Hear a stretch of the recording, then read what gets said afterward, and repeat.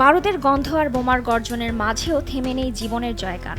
যেখানে চারপাশ শুধু ধ্বংস আর মৃত্যুর হাহাকার, সেখানে এক অভাবনীয় আলো ছড়িয়েছেন ৫০০ জন ফিলিস্তিনি। উত্তর গাজার ৭ই শরণার্থী শিবিরের ধ্বংসস্তূপকে সাক্ষী রেখে তারা পবিত্র কোরআন মুখস্থ সম্পন্ন করেছেন।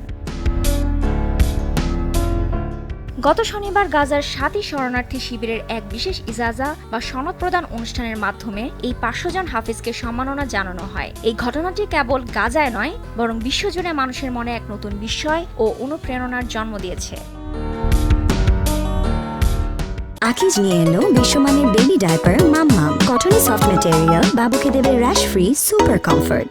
গাজার এই হাফিজদের পথ চলা ছিল খুবই কঠিন। দীর্ঘদিনের অবরোধ আর যুদ্ধের কারণে বিদ্যুৎ নেই কোনো স্থায়ী নিরাপদ আশ্রয়। মোমবাতির স্বল্প আলোর মাঝেই তারা পবিত্র কোরআন মুখস্থ সম্পন্ন করেছেন। অনেক শিক্ষার্থী জানান, তারা যখন কোরআন মুখস্থ করছিলেন তখন মাথার উপর দিয়ে যাচ্ছিল যুদ্ধবিমান। আশ্রয় কেন্দ্রের প্রচণ্ড ভিড়, পানির সংকট আর প্রিয়জন হারানোর শোককে সঙ্গী করেই তাদের এই সাধনা।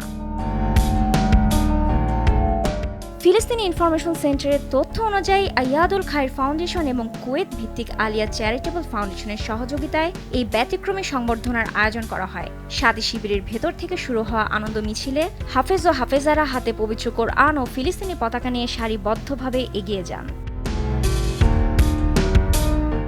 আকাশ বাতাস মুখরিত হয় তাকবীর ও তাহলিল ধ্বনিতে। যুদ্ধের ভয়াবহ স্মৃতিমাখা সড়কগুলোতে দাঁড়িয়ে স্থানীয় বাসিন্দারা তাদের অভিনন্দন জানান। সনদপ্রাপ্ত ইবতিসাম আবু হুয়েদি আবেগপ্লুত হয়ে বলেন, যুদ্ধের মধ্যে মনোযোগ ঠিক রাখা ছিল সবচেয়ে বড় পরীক্ষা, কিন্তু আমরা জানতাম কোরআনই আমাদের শেষ ভরসা। প্রতিটি আয়াত আমাদের মনে সাহস জুগিয়েছে। আয়োজকরা জানিয়েছেন, গাজার অধিকাংশ শিক্ষা প্রতিষ্ঠান মাটির সঙ্গে মিশিয়ে দেওয়া হলেও শিক্ষা কার্যক্রম বন্ধ হয়নি। তাঁবুর নিচে কিংবা ক্ষতিগ্রস্ত বাড়ির এক কোণে মোমবাতির আবছা আলোতে বসে তারা তিলাওয়াত চালিয়ে গিয়েছেন। এটি যুদ্ধের মধ্যে এক ধরনের মানসিক প্রতিরোধ। অভিভাবকরা জানিয়েছেন, বাইরে যখন কামানের গোলা পড়ত তখন তাদের সন্তানরা কোরআনের পাতায় মুখ ডুবিয়ে থাকত। মুশিরা নামের এক প্রবীণ নারী বলেন, গাজার মানুষ প্রমাণ করেছে যে ঘরবাড়ি ধ্বংস করা গেলেও আমাদের আত্মিক শক্তিকে হারানো সম্ভব নয়। এই ৫০০ হাফেজ আমাদের টিকে থাকার শক্তির প্রতীক।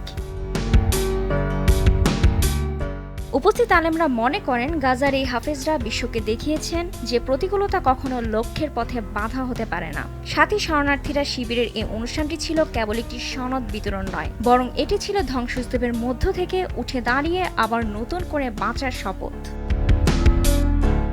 রুবায়াত তানজুম, দেশ টিভি।